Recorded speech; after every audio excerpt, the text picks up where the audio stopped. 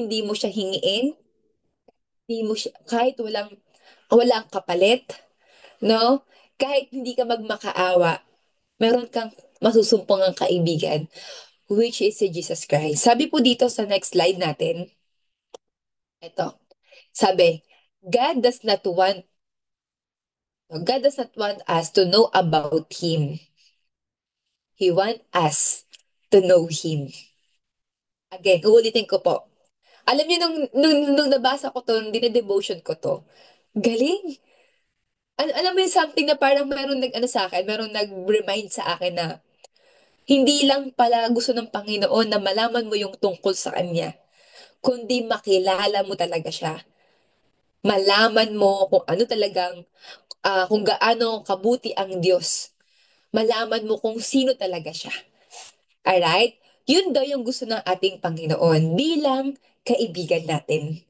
Okay? 'Di ba kapag kaibigan mo talagang, 'di ba kapag, 'di ba ang isang tao kapag gusto mo maging kaibigan, 'di ba anong ginagawa natin? Inaalam mo kung ano yung gusto niya, saan siya nakatira, 'di ba?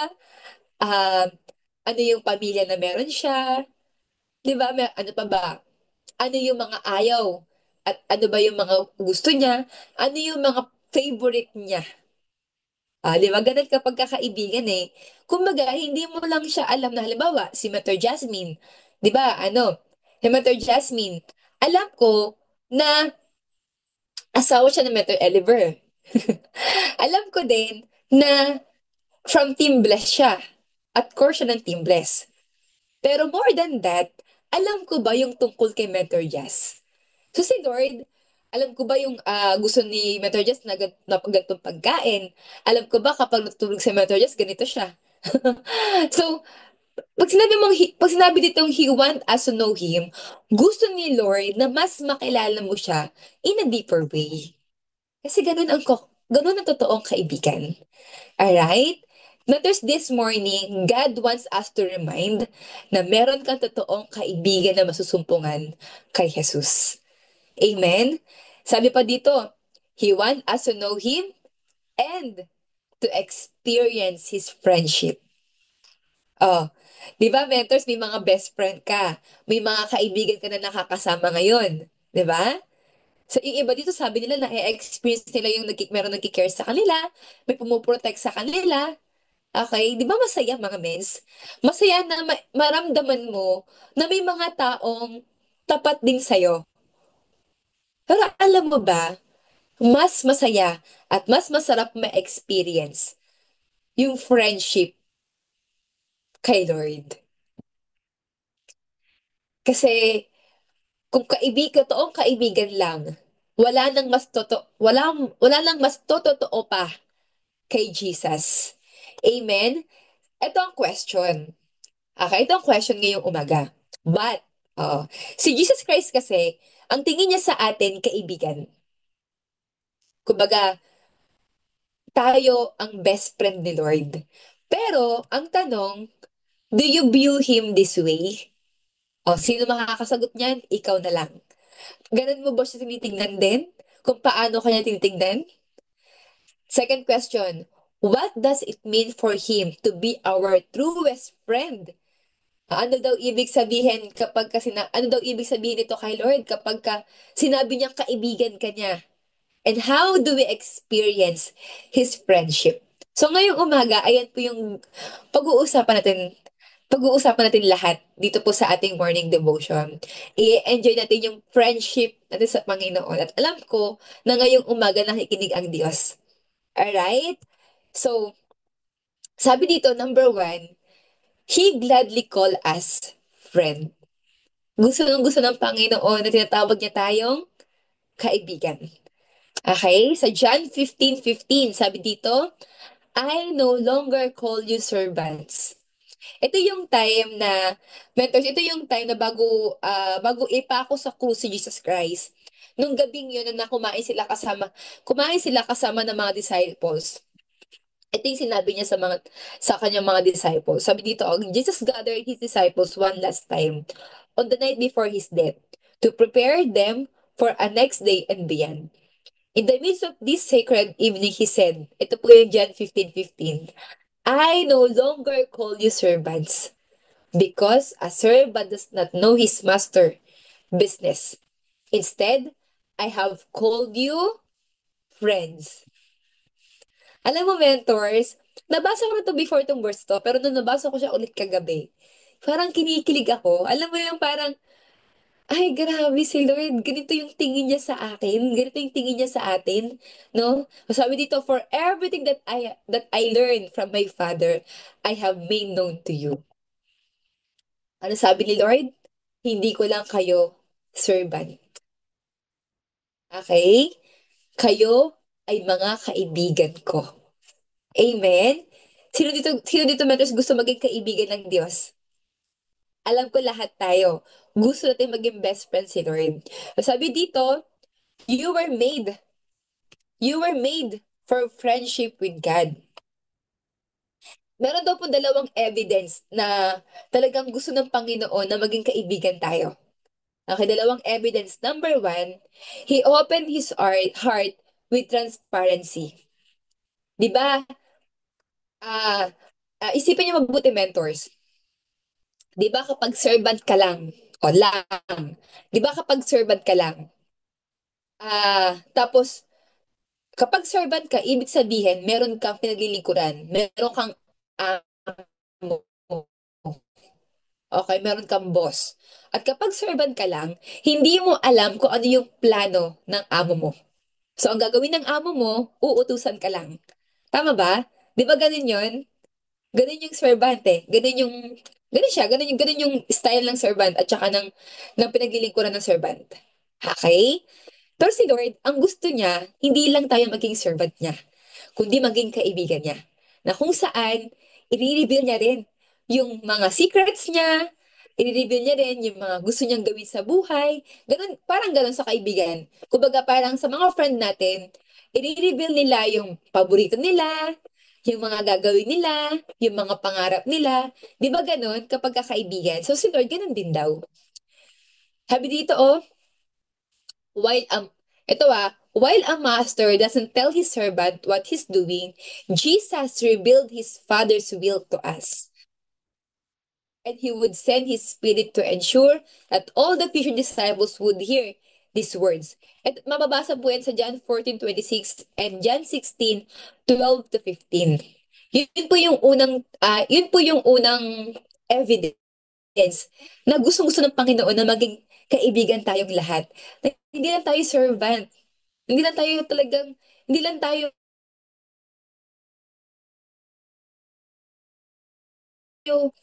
okay?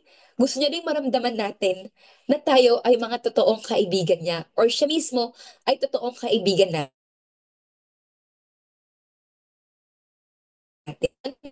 Bit pa, Panginoon. Pangalawa, the cross. Prove his friendship. O, mentors, sino dito yung naka-experience? O, sige nga, sabihin niyo sa akin. Sino dito yung naka-experience na ikaw yung may kasalanan? Ikaw yung gumawa ng kasalanan. Pero yung best friend mo, yung aako ng kasalanan na yon. Meron ba dito? Sige nga mga mens, meron bang naka-experience dito na ikaw yung nagkasala, ikaw yung nagkamali. Okay? Ikaw yung nagkamali. Pero yung best friend mo, yung mananagot sa kasalanan. Sige nga, mens, meron ba dito? Can you type sa ating chat box? Na-experience yon. I believe mentors wala. Tama? Walang naka-experience nun kahit sino sa atin. Okay? Pero alam niyo ba mga mens, ibang klase itong kaibigan natin na si Jesus Christ. Itong best friend natin. Sabi dito, oh, pangalawang, pangalawang evidence that God is our greatest friend, it is the cross. The cross proves his friendship. He said, greater love has no one than this, that someone laid down his life for his friends. Walang kahit na sinong kaibigan ang makakagawa nun sa atin. Only Jesus Christ. Sabi niya pa dito, He wants us, sabi po yung si John 15:30, pa niyo pong basahin din, He wants us to view the cross as an affection filled sacrifice for friend. Grabe, mga mens. Alam niyo ba na yung Diyos na meron po tayo, gusto niyang ipaalala sa atin bilang best friend natin, bilang best friend natin, na minsan niya sinacrifice yung buhay niya sa atin. At isa po yung evidence that He is a true friend, a great best friend. Walang kahit na sinong kaibigan natin na tao ang makakagawa nun. Pero nagawa sa atin ng Panginoong Jesus yung ganung bagay. Kasi gusto niyang maramdaman natin na we are not his we are not we are not just his servant. We are his friend. Kaibigan niya tayo. Amen? Ayan. So sabi dito, pangalawang point natin, He is not just our king. He is also our friend. Do you believe in that, mentors? Di ba kapag kahari,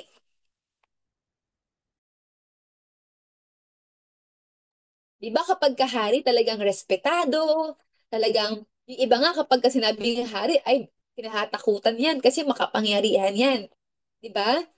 Ano bang definition sa'yo ng hari? Di ba pag hari parang commander. Oh, talagang powerful. Kapag sinabi niya. Ganun ang king. Pero si Jesus Christ, He is not just our king. Yes, makapangyarihan siya. Kaya niyang, wala siyang hindi kayang gawin sa buhay natin. Lahat ng bagay, lahat ng bagay sa kanya posible. Okay? Powerful king siya, pero siya rin ay kaibigan natin. O, sino dito gusto magkaroon ng kaibigang hari? 'Di ba? Parang feeling mo kapag kaibigan mo yung powerful eh, no? Pag kaibigan mo yung hari ng mga hari, parang feeling mo, ay, makapangyarihan ka na din. Amen ba? 'Di ba? Parang, ano din, lahat din kaya mo nang gawin. So, ganun yung gustong ipa-experience sa atin ng Panginoon. Ganun yung gustong sabihin sa atin ng Panginoon. Na yes, I am a king. Diyos ako, hari ako ng mga hari, pero kaibigan mo rin ako. Gusto kong makita mo sa akin yun. Grabe si Lord. Alam mo, mentor, sobrang habang ginagawa ko itong PowerPoint na to, nililipat ko from my notebook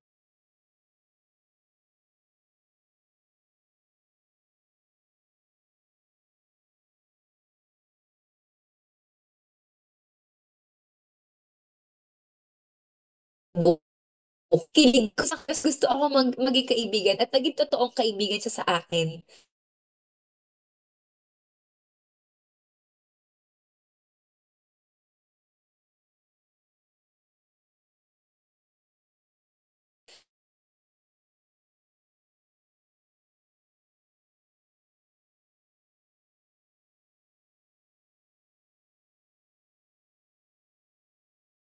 At king, or hari ng mga hari, powerful king, he is our truest friend.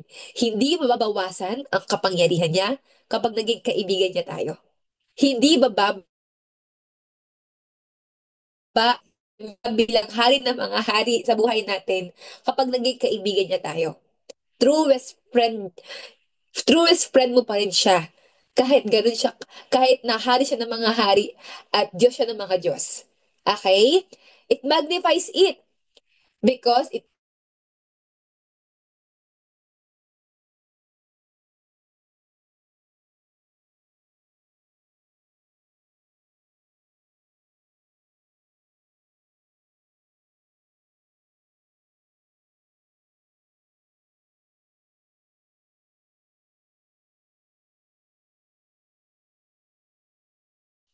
imaginein mo mga mens, ikaw ba na-experience mo ba yung ganito na meron nagawang kasalanan sa'yo? Alam mo yun, talagang matinding kasalanan. Pero in spite of that sin, papatawarin mo yung taong nagkasala na yan, mamahalin mo at gagawin mong kaibigan. Kaya mo ba yun, mga mens? Kaya ba natin yung mga mens? Ako ha, kung ako tatanungin bilang tao, parang hindi ko siya kaya. Na yung taong taong nagkasala sa akin, taong, alam mo yun, talagang dinisrespect ako, or taong, alam mo yun, ginawan ako ng masama. As in, super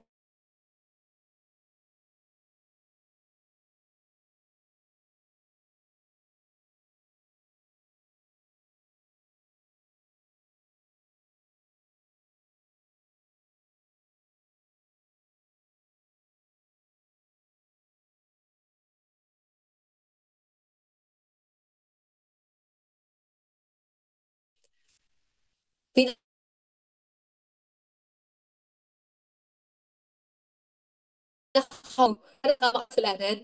I believe kapag nagkasalat patawarin, kaya niya tayong gawing kaibigan in spite sa lahat ng mga pagkukulang natin, sa lahat ng mga bagay na, alam mo yung nagawa natin sa kanya, mga bagay na, alam mo yun, na hindi natin napalugod ng Panginoon, yung biyaya, yung habag niya na hindi natin maunawaan kung gaano kalawak, kaya nung i-welcome tayo as His friend. Alright? Sabi dito, how do we cultivate this relationship? Ito na. Paano naman sa part natin, tayo magre-respond, no, sa friendship natin sa Panginoon? Okay? Number one, let's expand our vision of Him. Di ba sabi ko sa inyo mga mes, kanina sa unang slide ko, gusto ng Panginoon na, alam mo yun, malaman mo, hindi lang tungkol sa Kanya, kundi makilala mo talaga siya, ma-experience mo talaga siya, malaman talaga lahat-lahat ng tungkol sa Kanya. Alam mo yun, talagang mag-expand yung vision ko sa Kanya. Kumbaga, mag-expand pa yung mga, or mag-go deep pa yung relationship natin sa Panginoon. Ito yung number one na how do we cultivate our relationship. Him. Number one is to expand vision for Him. Ayan. Ito, sabi dito, He draws near in our suffering, and He remains committed even in our stumbling. Oh, ito pa, another question sa inyo mga mens. Sino dito yung naka-experience na rin na yung kaibigan niya na natili sa tabi niya kahit sa pinaka-worst na sitwasyon ng buhay niya? Yes, meron, pero di merong mga hindi. Parang in percentage, in 100%, 40% yung mga nag stay 60% yung mga, tama ba? O 60% yung mga hindi kaya mag-stay. Kasi feeling nila kapag ka may issue ka na ganito, kapag ka worst situation na ng buhay mo, baka madamay pa sila. Yung may mga ganun, may mga ganun kaibigan. Pero sabi dito, He draws near in our suffering. Again, mentors, He draws near in our suffering, and He remains committed even in our stumbling. Kahit nadadapa ka na, kahit nagkakamali ka na, kahit ang gulo-gulo na ng buhay mo, kahit hindi mo na malaman kung ano bang character meron ka, kahit sobrang dami ng kasalanan na na-experience mo sa buhay mo, sa buhay natin mga mens. Anong sabi niya dito? He remains committed. Ganun kaibigan si Lord. Sabi niya dito, He lets us all the way in and love us to the very end. Grabe si Lord, mahal ka niya hanggang sa huli. Mahal ka niya sa kahit anong sitwasyon ng buhay mo. Ba, naiyak tuloy ako. Ay, grabe si Lord. Hindi niya hahayaan na yung kaibigan niya. Alam mo yun, na kahit anong mangyari, kaibigan ako nito. Ganun si Lord bilang kaibigan. Sabi dito, He doesn't just justify us and then nudge us aside. Hindi ka lang niya iisang tabi. He welcome us unto His deepest heart. Ganun magmahal ang kaibigan natin bilang kaibigan natin na Diyos, si Jesus Christ. Ganun siya maging kaibigan na kaya niyang gawin lahat para sa'yo. Kaya niyang ibigay lahat sa'yo. Kaya niyang i-conquer lahat sa'yo para sa'yo. Ganun si Lord. Grabe, what a friend we have in Jesus.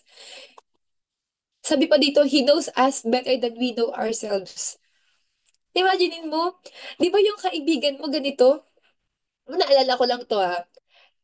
Di ko alam kung natandaan niyo pa siya, pero isa siya sa mga naging leader din po namin sa Team Majesty, si Jay Chica. Si Jay kasi is one of my best friend. So, sabi ni Jay sa akin, alam mo, alam na alam ko kapag ka masaya ka. Alam na alam ko kapag malungkot ka.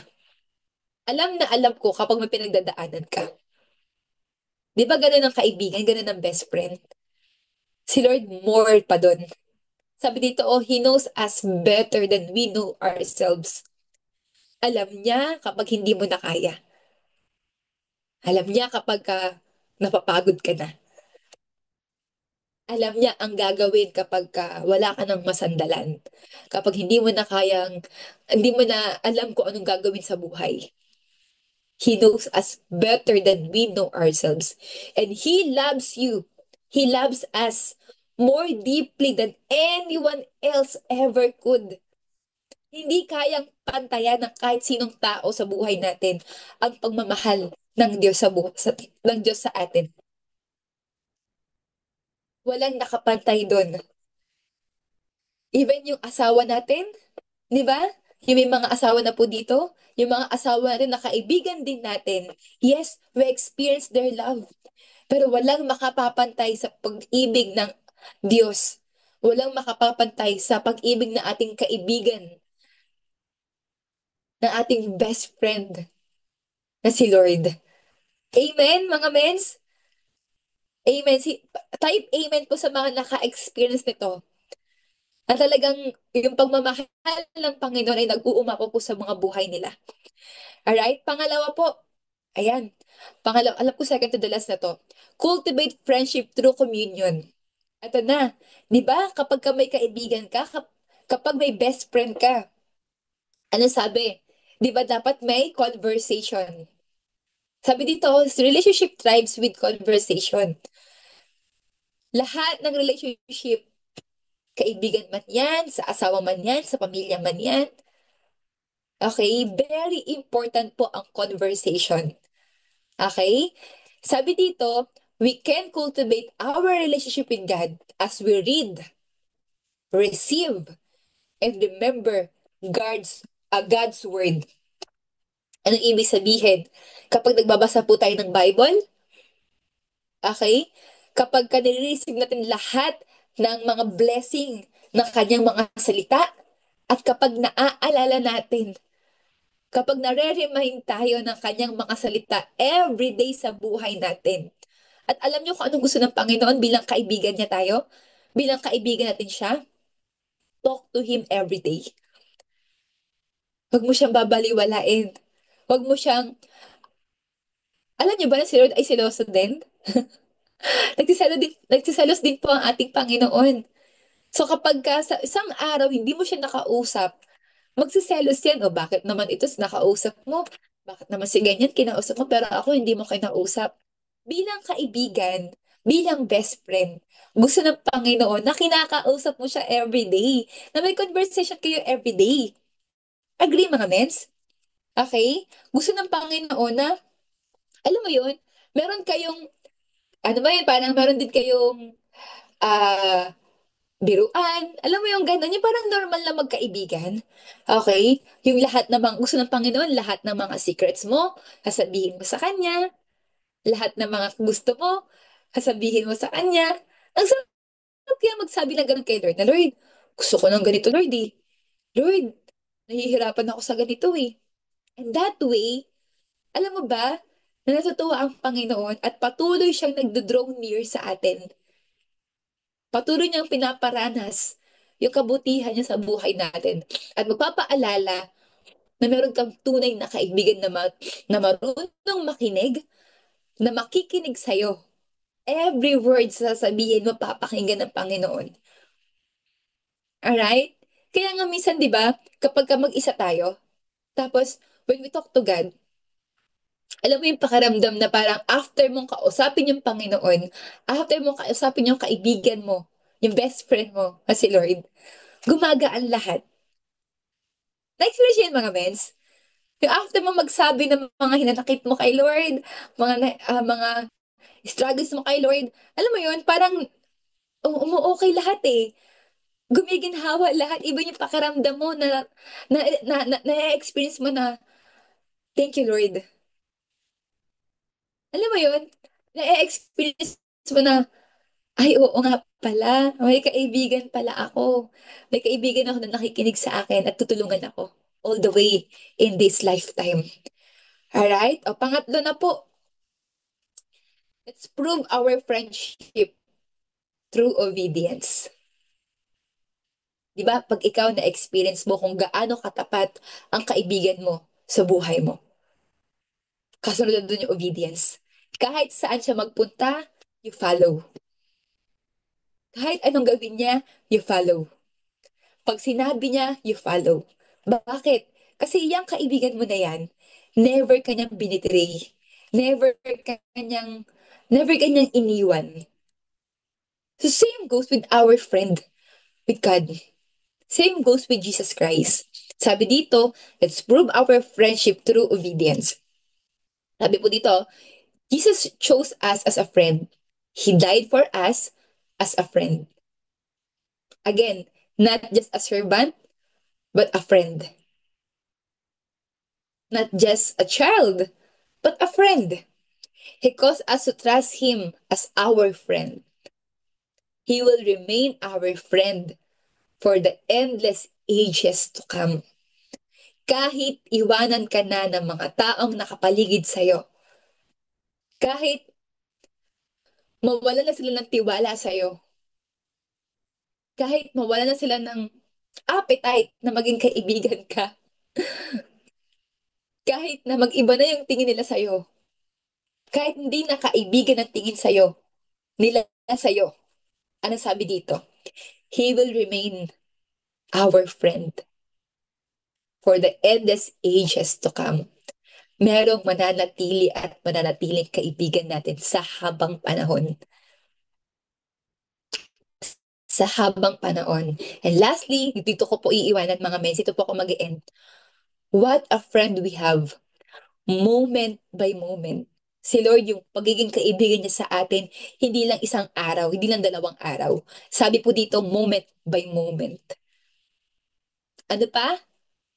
Now and forever in Jesus. Ngayon hanggang sa walang hanggan, meron po tayong totoong kaibigan. Kaibigan na hindi makapagod sa atin. Kaibigan na hindi ka itatakwil, hindi ka ikakahiya. Kaibigan na mamahalin ka kahit sino ka pa. Kaibigan na palaging proud sa'yo sa lahat na magiging achievement mo sa buhay. Kaibigan na maniniwala sa'yo at walang iba kundi si Jesus Christ. What a friend we have in Jesus. So yun lang mga mens, I hope lahat po tayo na bless ngayong umaga. Tandaan niyo po mga mens, meron po tayong best friend sa langit. Meron po tayong best friend palagi na maaasahan sa buhay natin. So yun lang po. God bless everyone. Back to you, Mentor Jazz. Ayan. Ayan, sobrang blessed po tayo, no? Yan, narinig po ba ako? Yan sa ating Word of God, thank you po, Mentor Dayan, no? So, grabe po, no, na totoo nga ang Lord, si Jesus talaga ang totoo nating kaibigan, no? Marami tayong mga kaibigan, pero talagang yung mga kaibigan natin, minsan, no, nag-iiba yung mood nila.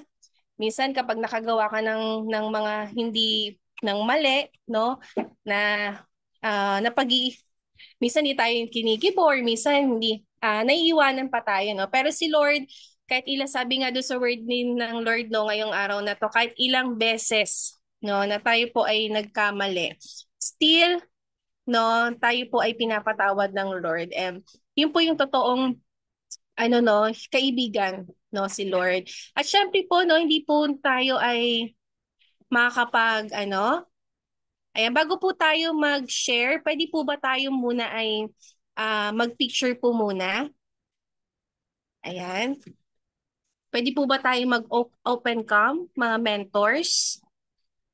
Ayan, bago po tayo mag-share po no, ng ating pong ano. Kung may gusto pong mag-share. Ayan, sige po. Ayan, sige po. Men Ayan. May kisuyo lang po. Ayan, mentor. Hand sign po. Two. Hand sign. Ayan. Isa pa po. Heart, heart. Okay na po ba, men? Wait lang, mens. Pangalawang page pa pala. May page pa pala ang pangalawa. Second page Hand mga mens. sign. Hand sign. Smile. Yun. Next po, heart, heart. First page. First page po, heart, heart. Yun. Pusuan mo ang best friend mo ngayong umaga. Heart, Ayan. heart. Yan. Second page po mga mens. Wait lang. Second page po. Hold on. Pinipaste ko na po kasi agad sa ating ano.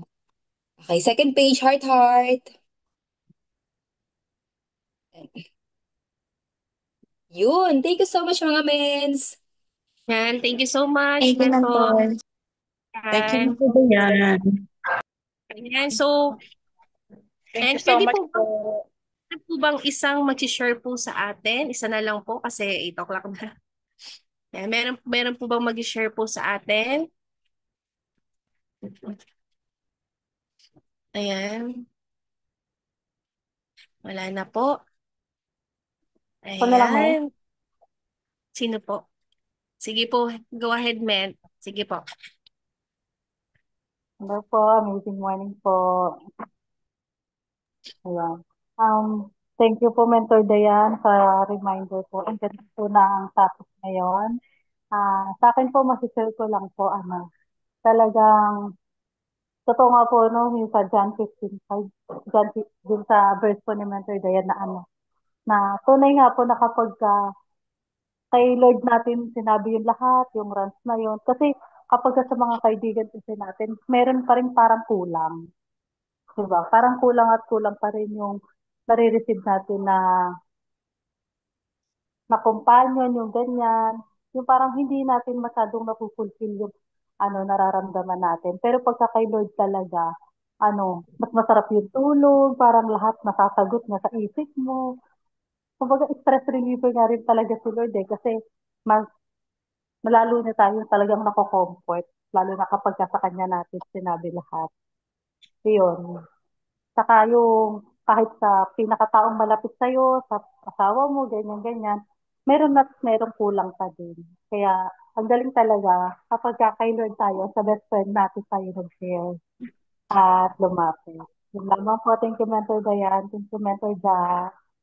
Ayan. Thank you po, Mentor Jennifer.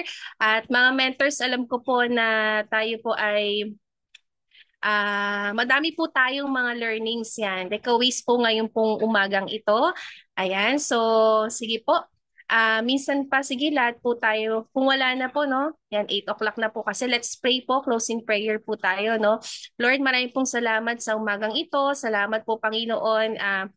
Sa anak mo na ginamit mo, Panginoon, si Mentor Dayan, patuloy mo siyang pagpalain, patuloy mo siya, Panginoon, palakasin, Panginoon. Lord, patuloy mo rin po siyang ipagkaloob yung desire ng kanyang puso, Panginoon, na naayon sa inyong kalooban. At bisan pa, Lord, na patuloy ko po dinadalangin ng mga mentors po na narito, Panginoon. Lord, ikaw nga po ang siyang patuloy na magbigay po sa kanila ng kalakasan, Panginoon. At Lord, yung mga salita mo ngayong umagang ito, patuloy mong ipaalala na higit sa lahat, Panginoon, ikaw po yung totoo naming matatawagan, totoo naming kaibigan, Panginoon, O God. Lord, patuloy nga po na abutin niyo po ang mga mentors na nanarito, God, kung meron man po silang pinagdadaanan ngayon, patuloy mo silang katagpuin. At kung meron po may sakit at karamdaman, Panginoon, Lord, patuloy na ibaba mo po yung kagalingan na nagmumula sa iyo. Salamat po. Samahan niyo po kami sa buong maghapon na ito, Panginoon. Lord, we declare yung victory mo sa lahat po ng gagawin po namin, Panginoon. Ikaw po ang manguna at madakila po sa aming pong mga buhay, Panginoon. In Jesus' name we pray. Amen, amen, amen. Salamat po sa ating pong lahat. God bless po.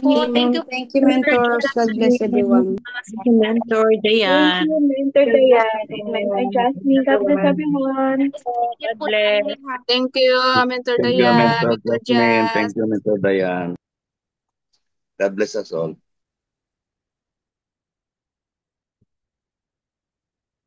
God bless Lions Worldwide.